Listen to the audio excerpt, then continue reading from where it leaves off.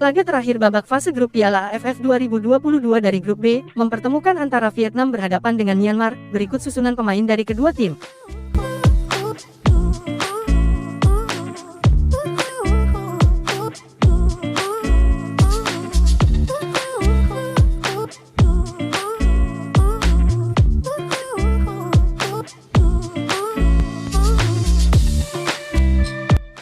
Di babak pertama penampilan impresif dipertunjukkan oleh pasukan Park Hang-seo, mereka berhasil membuat Myanmar tidak berkutik.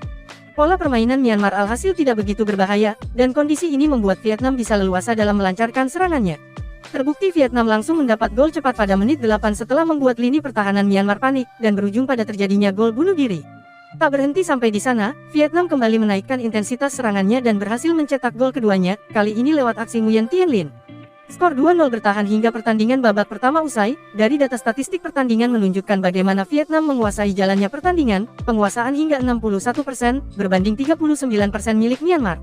Namun soal percobaan tembakan ke gawang, justru Myanmar lebih unggul dengan 4 kali dan 1 tepat sasaran, akan tetapi Vietnam hanya melesakkan 3 tembakan dengan 1 tepat sasaran. Memang sungguh disayangkan, penyelesaian akhir dari Myanmar menjadi kendala utama di pertandingan ini. Di babak kedua Vietnam sukses menambah keunggulan menjadi 3-0, ini semakin mempertegas bahwa mereka ingin menjadi juara grup B dan hingga menit 74 kedudukan masih 3-0 untuk keunggulan Vietnam. Untuk update hasil pertandingan ini akan diperbaharui pada judul dan thumbnail dari video ini, dan apabila Vietnam terus mempertahankan keunggulan, maka mereka dipastikan berhadapan dengan timnas Indonesia, dan sukses menghindari pertemuan dengan Thailand.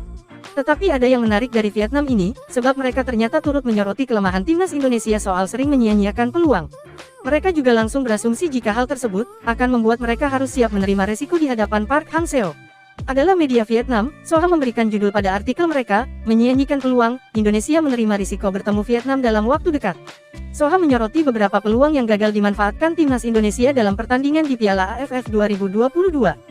Pada menit ke-40, untuk menghadapi kiper Filipina dari jarak hanya 8 meter, namun Ricky turun untuk menembak bola ke langit. Hanya dalam 10 menit, Indonesia telah menyia-nyiakan hingga 3 peluang, menunjukkan bahwa penyakit mereka yang kurang dimanfaatkan masih belum sembuh.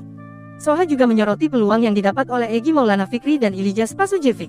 Tapi kemudian penyakit boros itu menyulitkan Indonesia. Peluang yang berulang kali dilewatkan oleh Spasojevic atau Egy. Jadi, pertandingan terakhir, mereka harus menerima tempat kedua di grup A dan hampir pasti harus bertemu Vietnam di semifinal, tulis Soha.